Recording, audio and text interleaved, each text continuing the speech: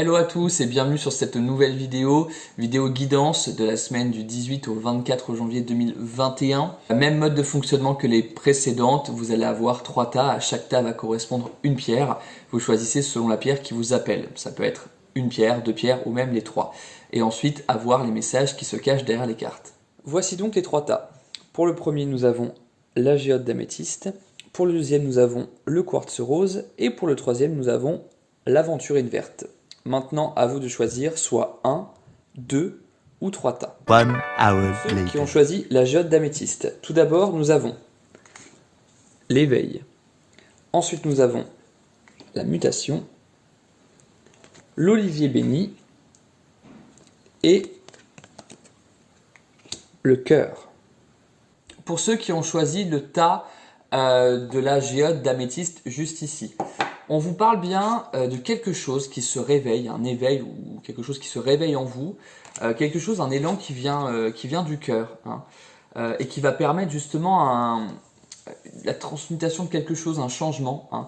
Vous prenez conscience que pour aller de l'avant, pour continuer à vivre dans l'épanouissement le plus total, vous allez avoir besoin d'être inspiré, et cette inspiration va venir justement, ça va être dans le courant de cette semaine. Vous allez avoir une énergie vraiment très inspirante et ça va vous permettre du coup de prendre conscience de choses et de pouvoir mettre en place avec votre cœur, avec vos envies au plus profond de vous, de mettre en place ces changements afin justement de réveiller en vous et dans votre vie tout ce dont vous avez toujours rêvé. Pour ceux qui ont choisi le quartz rose, nous avons The Lord,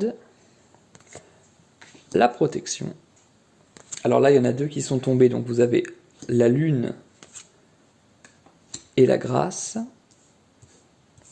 Et en dernier, vous avez le chemin. Alors pour ceux qui ont choisi le tas numéro 2 avec le quartz rose, vous avez tout d'abord la protection ici. Vous avez l'homme, ou alors les énergies, si vous êtes une femme, ça peut être aussi votre énergie yang, d'accord, les énergies du masculin sacré. Et à l'inverse, on vous parle de la lune.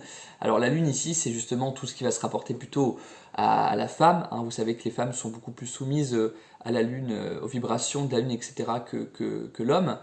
Et on vous parle du coup des mystères de la lune, etc. Donc, et en même temps de créativité, parce qu'il y a 2 cartes qui sont tombées pour ce tas numéro 2, comme je vous l'ai dit. Donc voilà, on nous parle de créativité, de mystère, de protection et de choix. Voilà. Alors, est-ce que vous ne seriez pas dans une phase de changement où vous devez prendre des choix? L'homme, ça peut être aussi quelqu'un d'extérieur, hein, je parle des énergies masculines, mais pour certains, ça va être vraiment un homme, l'intervention d'un homme qui va finalement vous aider à prendre un choix ou vous imposer de prendre un choix. Donc vous allez avoir plusieurs choix qui vont se poser à vous. Ensuite, la protection va vous permettre de faire le bon choix, mais pour faire le bon choix, il va falloir miser sur quelque chose sur votre créativité intérieure, voir un petit peu qu'est-ce qui vous anime vraiment, et aussi aller puiser un petit peu dans les mystères et ne pas succomber à ces peurs. Hein.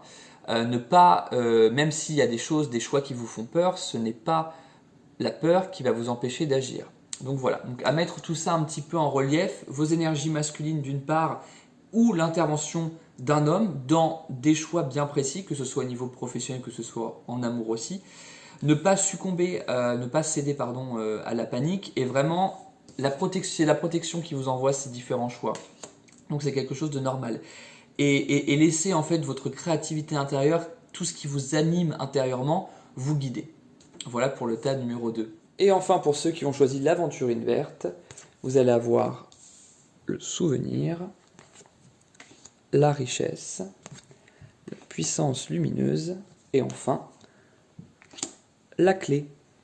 Pour ceux qui ont choisi le tas numéro 3 avec l'aventurine verte, là on nous parle tout simplement alors vous avez premièrement la carte du souvenir qui est celle-ci, de la richesse, ici, de la clé et de la puissance lumineuse. Pour moi, là on vous invite clairement à faire un trait sur votre passé, ou tout du moins vous séparez des choses négatives, ne gardez que le positif. Tout ce qui a pu vous arriver en termes de mauvais, mettez-le de côté et vraiment ne gardez que les souvenirs positifs, d'accord? C'est ce qui va vous permettre finalement d'avancer sereinement, d'accord? En ne gardant que le positif et en laissant le négatif derrière. Vous avez la force de pouvoir faire ça. Vous pensez peut-être que faire le tri entre ce qui était bien, ce qui n'était pas bien, c'est trop compliqué, autant tout jeter. Non, attention, il faut garder le positif parce que déjà, premièrement, ça va vous empêcher de refaire d'autres erreurs, d'accord? Plus tard, de recommettre le même schéma, etc. Donc il est important de garder le bon parce qu'en dissociant le bon du mauvais, vous savez ce qui n'est pas bon pour vous. Et du coup, grâce à ça, là, on évitera les schémas répétitifs dans de prochaines relations. Donc voilà, puisez dans votre force intérieure pour aller chercher ce qui était bon dans le passé et en faire un souvenir plutôt positif. Voilà, ne pas ternir trop l'image de votre passé.